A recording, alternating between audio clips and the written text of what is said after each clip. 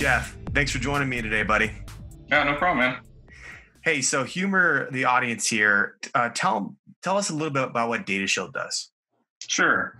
So Data Shield, we're a MDR provider, managed detection and response. So we monitor and manage customer security solutions, SIMs, endpoint detection and response, EDR, email security, vulnerability management, and just kind of add that added layer of security and outsource security operations. Perfect. Thank you. So tell me what you do at Data Shield today, and tell me about your background and what's brought you to that today. Not only at Data Shield, but even before that. Sure.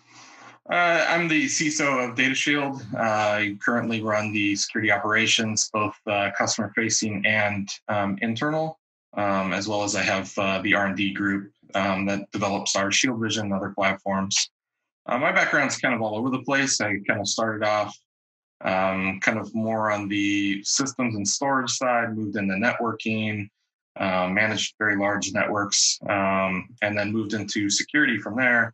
So I've done a little bit of everything. Kind of led me to Data Shield was kind of my desire to, be in a security service provider space and be able to, have a vast, giant landscape of different things to look at.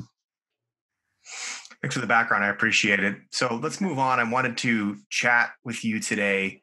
I wanted to ask you some questions about this sudden shift into the remote workforce. And I've been talking to some of Data Shield's partners, some of our partners about this. And I wanted to get your take as our security leader in the organization.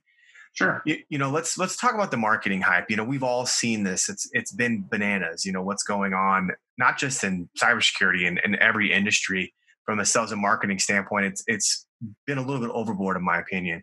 And you and me have talked about this, but there definitely has been some changes. So what I want to ask you is, what has changed for you and for the organization, and how are you dealing with it? I would say from an operational standpoint, not a whole lot's changed for us, other than the fact that, everybody's not sitting in our physical SOC, they're sitting at home. But the way we kind of had our setup done and our segmentation of our networks and our customers' networks is kind of leads to remote work anyway. We just did it all from a central location. So from an operational standpoint, I think everything's pretty seamless, from a chat perspective and a collaboration perspective. I think that's the biggest thing everybody has, being on countless Zoom meetings every day and Microsoft Teams meetings and WebEx and switching between all these chat platforms and Slack and collaborating, is a little bit of a challenge for people, but I think people are getting used to it. I think also from a customer perspective, it's more about how they interface with the tools versus what their operations are. Absolutely. I mean, on that customer note, what are some of the biggest pain points you've seen for our customers and how they're dealing with them, with this new shift to remote work? Sure. I would say the majority of customers are looking at their technologies and they're kind of reevaluating of, what technologies are we using and do we need to reinvest or how can we get by with these technologies? There's a lot of outdated technologies, but really people are focused on how do they get visibility into all of this remote work that people are doing? People are sitting at home on their laptops, they're exposed to their home networks or potentially, cell phone networks, and how do they stay protected, stay secure, and monitor all of that? Okay, absolutely. I mean, this leads into my next question. It's, how do we address this remote workforce? The first question I have, and you started to sort of answer that already, is, how has this sudden increased remote workforce impacted risk for our customers? Yeah, I think from a risk perspective, obviously you've got someone not in your physical location, you have a little less control.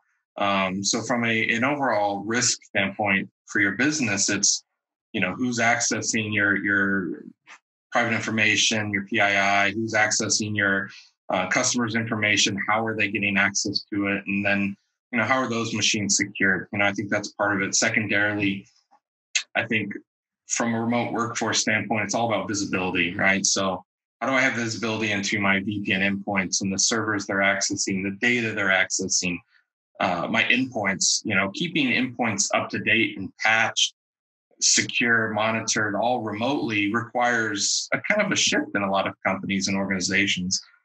Either one, they're using old technologies and it requires a lot of bandwidth with all those users connected, or two, they're using cloud options and they have to get all that data logged and managed and monitored from different pieces of software into one location. So have you noticed with this any common trends, what that are using to mitigate this risk? I mean, what are the do's and the don'ts? I think it's kind of the same thing as before to some degree, but there's a lot of technologies out there. EDR is the biggest visibility gap in this area, getting the correct EDR solution. I think another one is email, obviously. People are getting phished. People try to take advantage of any natural disaster. It happened with Katrina. It happened with the nuclear disaster in Japan. Anytime something happens, people try to capitalize on that, and that all leads to your end users. So, looking at phishing technologies and ensuring that you have proper policies and procedures and monitoring in there for your users and emails and proper user education is more important now than it ever has been. Absolutely. So let's talk about going forward for a second. As we get more accustomed to working remote, not just our organization, our customers, really the world, this is a worldwide change. How do you see that changing the landscape of cybersecurity? I think this, for better or worse, this whole thing kind of is changing the way business works. And I think that whole adoption that many tech companies took many years ago to being agile, being, spread across the world and being able to operate independently, not in a physical office. I think more and more businesses are going to adapt to that. I think, we have many customers who have never supported remote work before, which, honestly kind of shocked me because we're just so used to it, especially in the IT industry that, many of those organizations have never had an employee connect to a VPN that was not in IT, or no one ever did.